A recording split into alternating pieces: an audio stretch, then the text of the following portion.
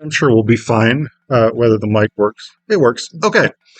First off, I want to say this is a big honor, especially considering the depth of talent drawn by the Comparative Drama Conference every year.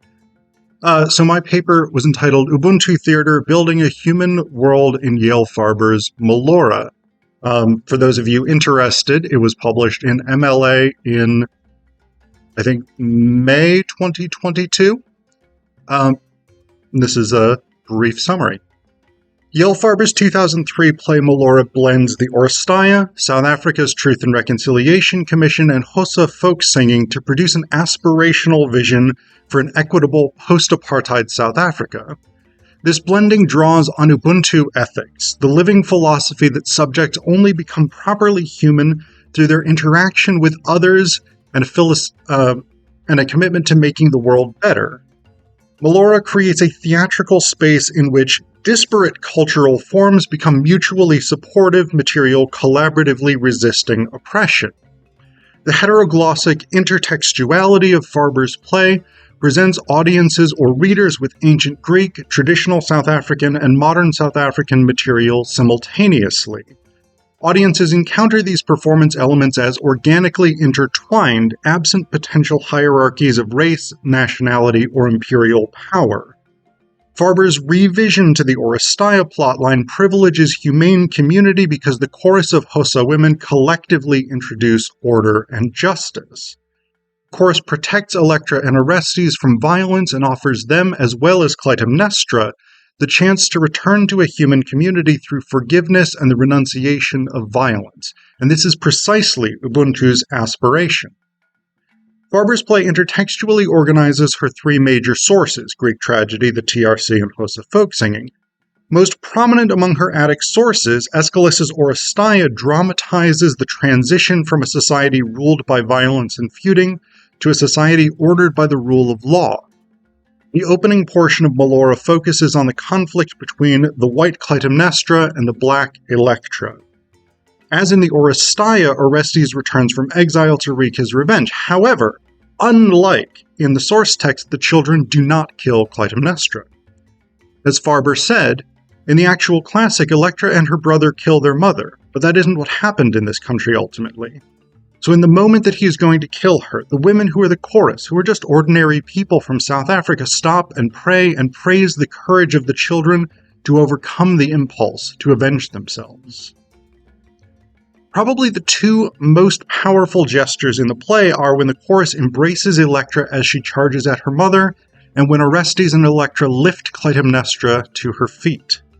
These two moments renounce violence in the play and symbolically in South Africa. The stage directions at the beginning of scene 19 describe Electra charging Clytemnestra when the women of the chorus move swiftly as one. They grab Electra and overpower her. Electra screams in rage as they wrestle the axe from her hands. They restrain her, and she finally breaks down and weeps for all the injustices done to her, her brother, and her father. This brings Electra freedom from the cycle of violence inherent in both the tragic form and the Manichaean logic of colonialism. In this gesture, this communal embrace, the chorus of ordinary South African people, formed by the Nwoku cultural group who themselves lived through apartheid, reject their own potential violence, choosing instead the path of reconciliation. After the chorus releases Electra, she and Orestes turn toward their mother. According to the stage directions, they crawl toward her slowly. Clytemnestra, uncertain of what they will do to her, draws back in terror. As they reach their mother, they slowly stand together and extend their hands to help her up. Once on her feet, she is a broken woman. This moment transcends. This frees all of the characters, not only Orestes and Electra, but Clytemnestra as well, from the spiral of brutality that had ordered their lives. Clytemnestra's breakdown in her children's arms parallels Electra's breakdown in the chorus's embrace. Forgiveness creates the opportunity for all three to become more human through their communal act of empathetic support. Rather than closing Aeschylus's sacrificial cycle, the chorus embrace Electra and Orestes, giving them the choice not to kill, to choose Ubuntu rather than revenge.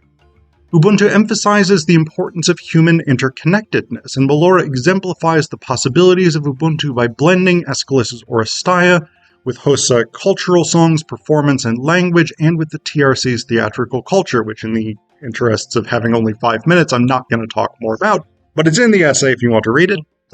But what is imagined and enacted here is a potentially transformative social space wherein people are encouraged to empathetically encounter other worldviews, ethical systems, cultural practices, and norms. These encounters can open new conceptions of the world, challenging and reformulating how subjects see both themselves and their communities. The Ubuntu ethic of Molora particularly emphasizes this moral position.